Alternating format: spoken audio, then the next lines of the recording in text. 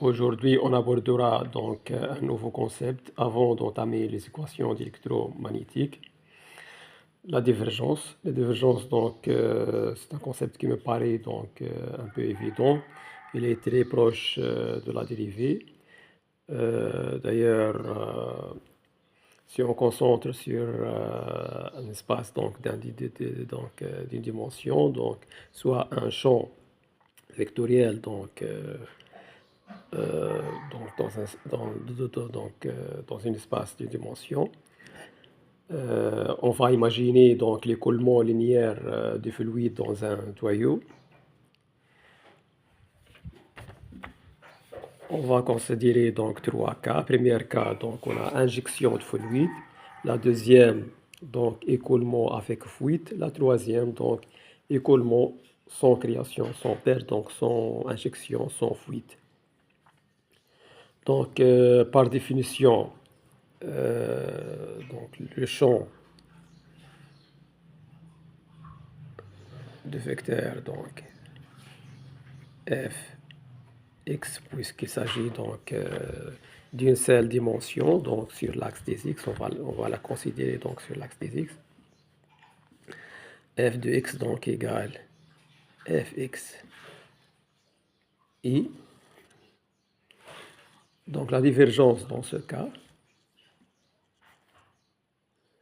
div f égale tout simplement la dérivée de fx ou f, donc séparé, dx. Donc c'est la dérivée. Donc dans les deux cas, ici par exemple, donc on injecte du fluide, en ce poids, nous avons quoi? Nous avons donc la quantité sortant de ce point est supérieure à celle donc, qui entre. Donc la variation de f par rapport à x. F, ça peut être vitesse, ça peut être quoi? Ça peut être débit, df sur dx, supérieur à 0. Donc, la divergence dans ce cas est positive. Donc, si la divergence est positive, c'est comme si donc, on peut parler donc, de source. Donc, on a une source, donc quantité qui augmente. Deuxième cas avec fuite, on se poids donc,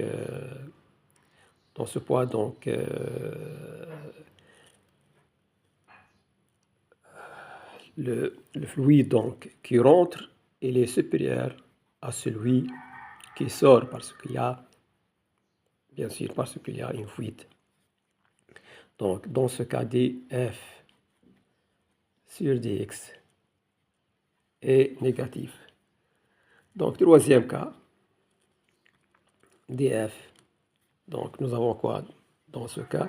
Dans ce cas, nous avons donc, dans le troisième cas, donc, nous avons un débit constant, pas de création, ni de perte, ni source, ni fuite, donc ni source, ni puits. Donc, la variation du champ par rapport à x, il est égal à 0. Donc, on voit bien donc, l'intérêt de dérivée ou de divergence comme une mesure de la variation de quantité de matière. Même concept, mais étendu vers donc, l'espace donc, de plus de dimensions. Donc on passe d'une dimension à deux dimensions. À deux dimensions, donc on va imaginer qu'on a un bassin donc, plat, vu de dessus.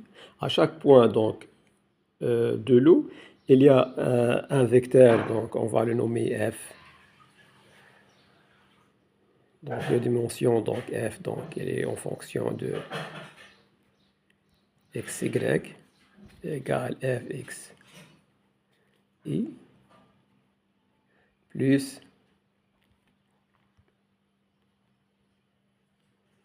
fy j. La divergence donc dans ce cas, c'est la dérivée partielle df de x par rapport à x,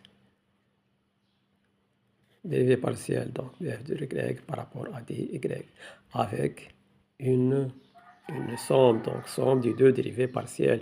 Pourquoi la somme? Donc, comme on a vu donc, dans le cas donc, d'une dimension, donc la divergence en quelque sorte, ça mesure donc la variation de quantité.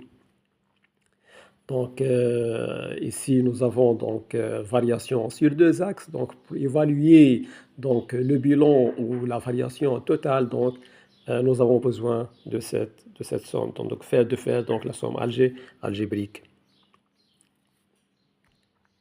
Donc nous avons trois cas. Premier cas, donc imaginons qu'on a donc un ajout d'eau, donc un robinet qui ajoute de l'eau au centre donc du bassin. Donc un jet d'eau donc ou un robinet donc par exemple au centre du bassin, l'eau s'écoule radialement vers l'extérieur. Donc sur l'axe des x, donc sur l'axe des y, contre l'axe des x, contre l'axe des y. Donc dans tous les cas, à partir de ce point, donc nous avons quoi? Donc df de x par rapport à dx positif, ainsi variation de f de y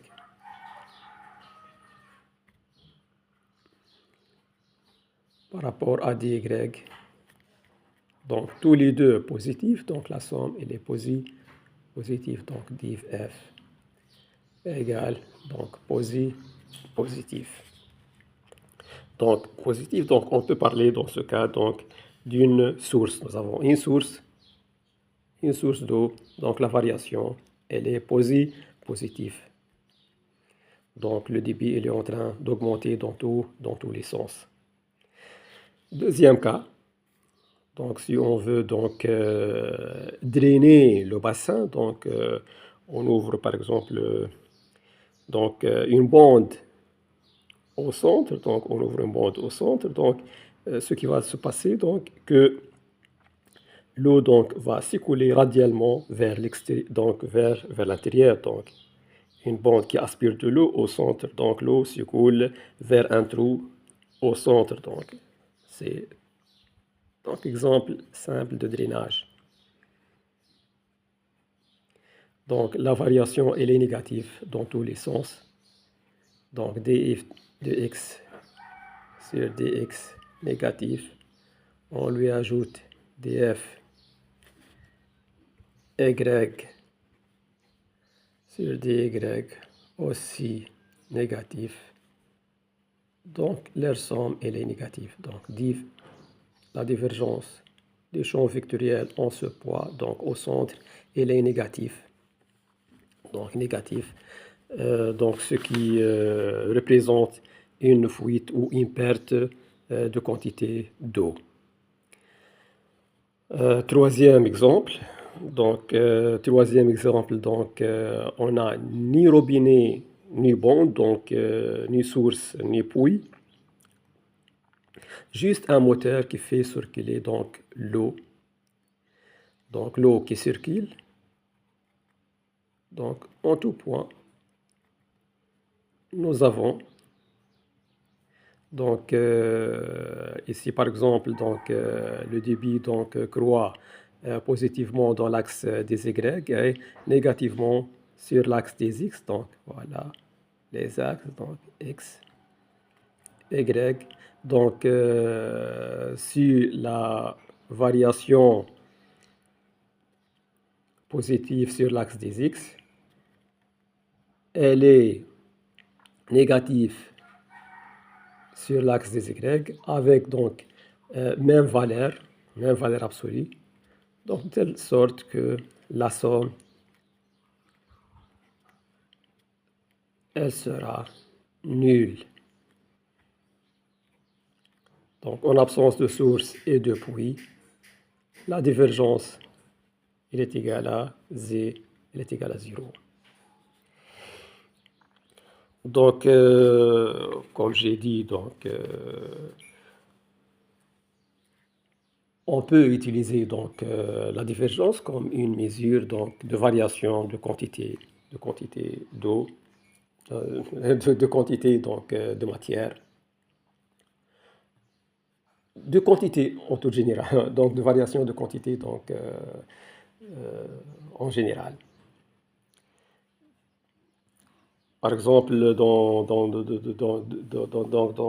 des applications donc, industrielles, on peut placer donc, des capteurs dans un bassin qui mesure la variation donc, du débit ou de vitesse d'un tel fluide, de n'importe quel fluide. Et euh, ce système donc, peut détecter les fuites en cas de fuite.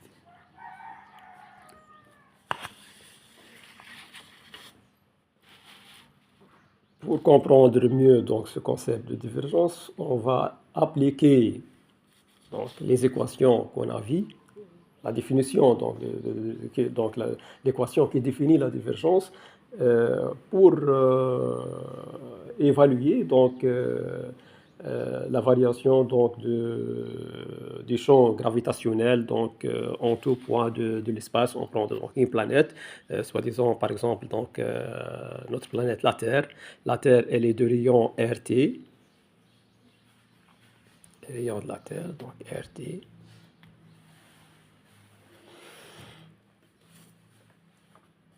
On a deux cas. On a deux cas. On va donc évaluer donc, le champ de gravitation donc, en deux poids, donc poids à l'extérieur de la Terre. Dans ce cas, la distance qui le sépare donc, du centre de la Terre, donc R supérieur à RT. Deuxième cas, donc on va évaluer donc, J et div J, donc pour un point à l'intérieur de la Terre. Donc ça veut dire distante du centre de la Terre de R inférieur à RT. Deux cas donc se présentent. RT, petit r supérieur à RT et petit r inférieur à RT. Donc on cherche la divergence, donc la divergence, donc J d'ailleurs en coordonnées donc cartésiennes en fonction de x, y, z égale jx plus donc i, gy, j plus jz k. Divergence de j djx sur dx plus djy sur dy plus dgz sur dz. Donc, pour R supérieur à RT, G donc égal à moins J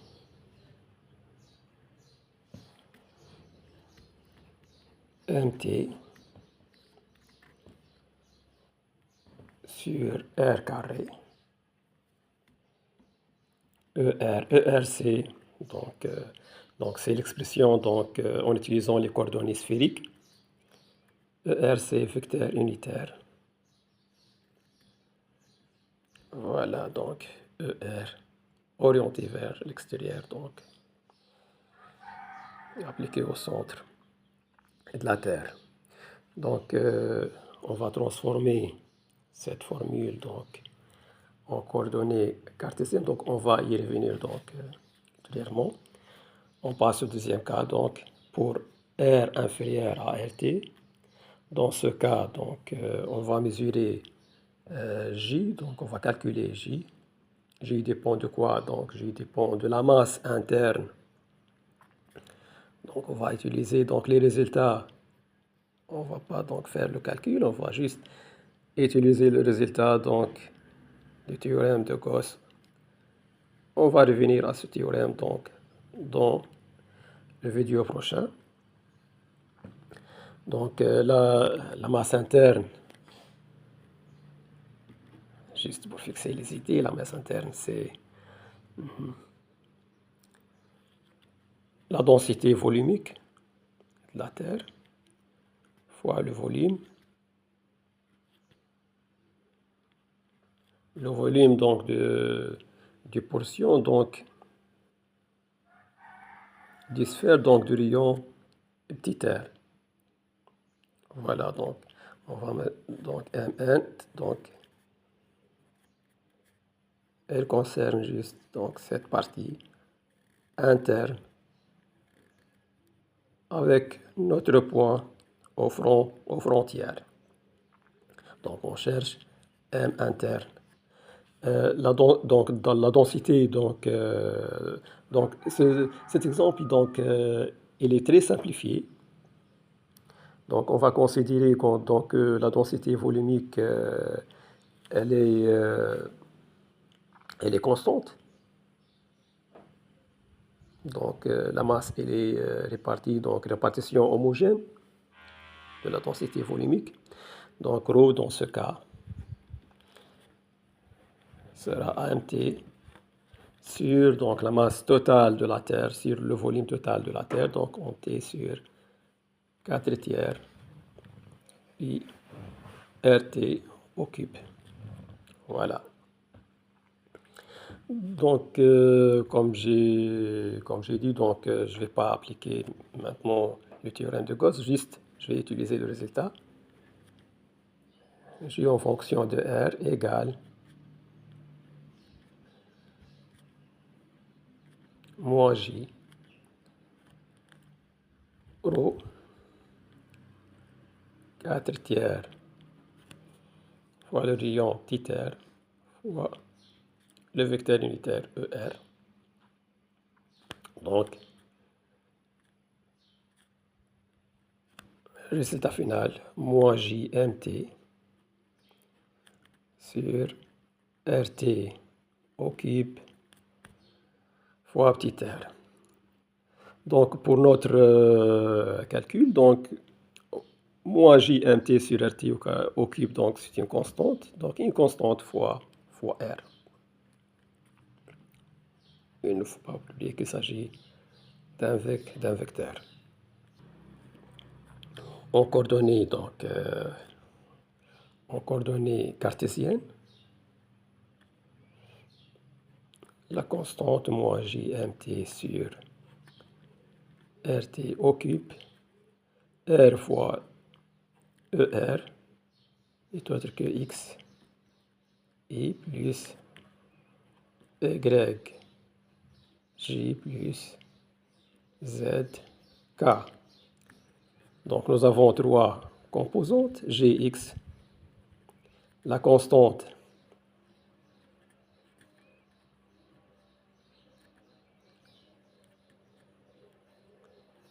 Gy, la constante moins GMT RT au cube fois Y, la composante GZ séparée, donc même formule, juste les variables qui changent. Donc la divergence, la divergence donc, déduite de ces équations, dfg égale dgx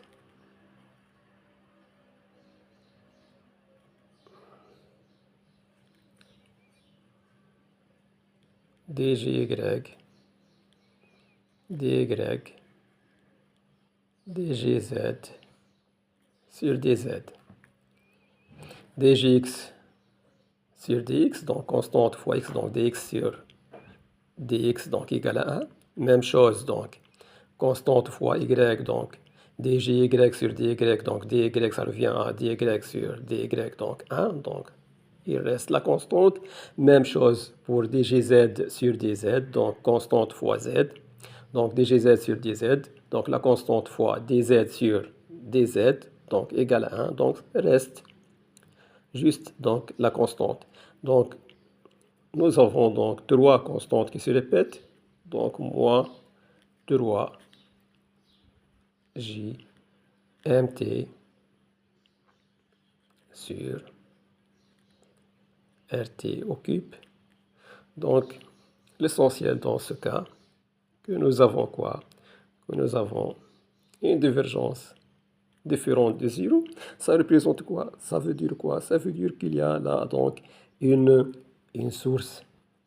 Donc nous savons très bien que la gravité, elle est reliée à la masse. Donc la masse, elle est l'origine de la gravité. Donc tant qu'il y a donc de la matière dans ce point, donc dans chaque point où on a de la matière, donc on aura donc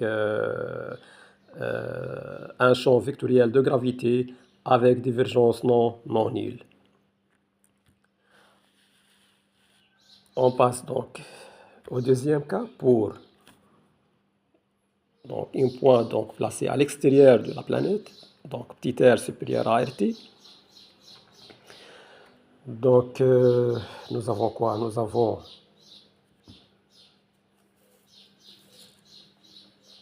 on a dit que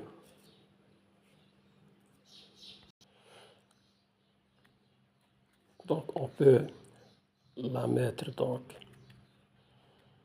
cette équation dans ce forme. Donc moins j mt donc r carré donc r au cube fois r er, et on utilise donc les coordonnées cartésiennes. Donc r er c'est xi plus yj plus zk. R égale à quoi? R, donc R égale racine carrée x carré plus y carré plus z carré. Donc ça revient à quoi?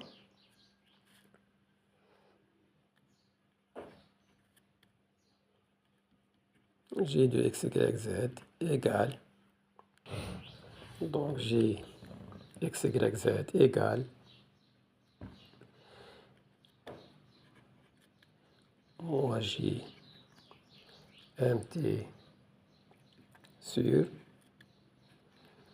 x carré, y carré, z carré, exposant 3 demi à xi plus yj plus zk. Donc les trois composantes, comme d'habitude, gx égale moins jmt, la constante, fois x sur x carré plus y carré plus z carré, 3 demi. Même forme, donc jy, la même constante, moins jmt avec multiplié par y sur x carré plus y carré plus z carré, 3 demi, jz égale, même constante, donc z sur x carré plus y carré plus z carré, 3 demi. Donc, dans les trois cas, nous avons donc la même constante. Donc, ce qui va donc être dérivé, donc c'est ces termes, donc x sur x carré plus y carré plus z carré fois 3 demi. Donc, si je vais dériver par rapport à x, donc j'ai x sur x carré plus y carré plus z carré donc sur les axes des x, donc sera considéré comme constante. Même chose. Donc, lorsque je vais faire donc la dérivée donc de donc de dgy sur dy, donc x carré plus z carré donc sera considéré comme constante. Donc, nous avons la même forme. Même forme. C'est comme si nous avons f de u égale u sur u sur donc constante, on va la nommer donc a plus u carré 3 demi. Donc dfu sur du, ça sera quoi? Donc ça sera dérivé du numérateur fois dénominateur moins numérateur fois dérivé du dénominateur donc sur donc dénominateur au carré. Donc dérivé de I1, donc ça sera A plus U carré 3 demi moins U fois dérivé de numérateur, donc dérivé de numérateur, donc 3 demi, donc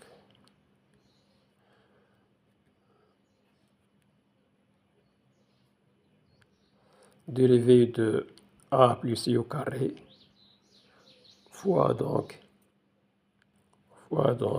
a plus i au carré 3 demi moins 1, ça reste donc 1 demi, donc u fois 3 demi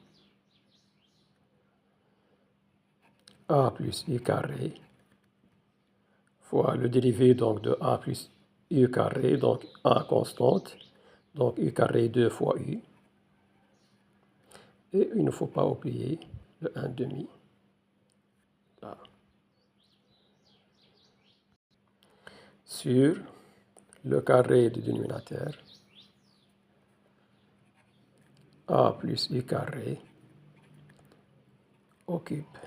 Donc appliquer donc, cette formule, donc appliquer à dgx sur dx, donc on aura dgx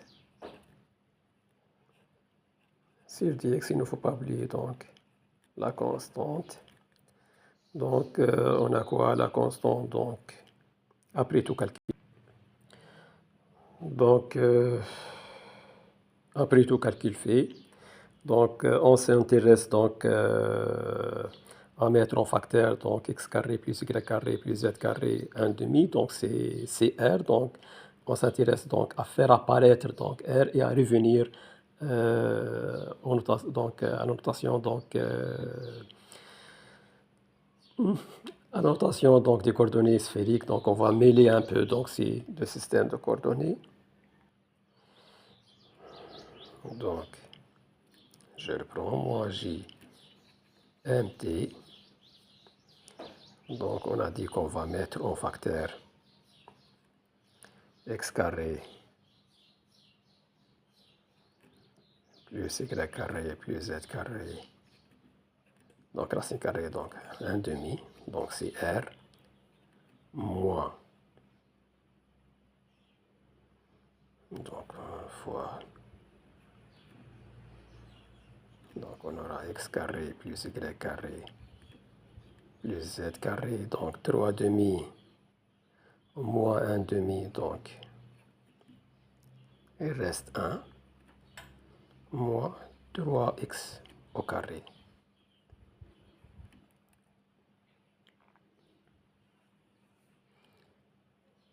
Sur x carré plus y carré plus z carré occupe.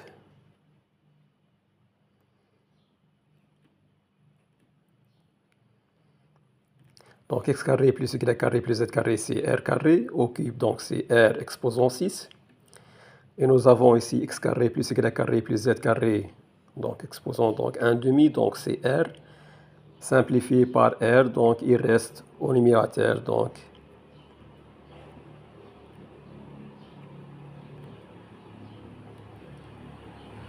R5. Et donc en simplifiant donc par racine carrée x carré plus y carré plus z carré, donc en simplifiant par r, donc il reste au numérateur, au dénominateur donc R5. Et au numérateur, donc x carré plus y carré plus z carré, qui est donc r au carré, moins 3x au carré. Même chose pour jy, djy sur dy, puisqu'il s'agit de la même forme, donc gmt, il reste r carré moins 3y carré sur r5. Et même chose pour djz sur dz. Après tout calcul, donc on aura moins jmt r carré moins 3z carré sur R5. Il ne faut pas donc se mêler trop de calcul au point à oublier donc le sens physique. Donc la divergence du champ gravitationnel, donc J.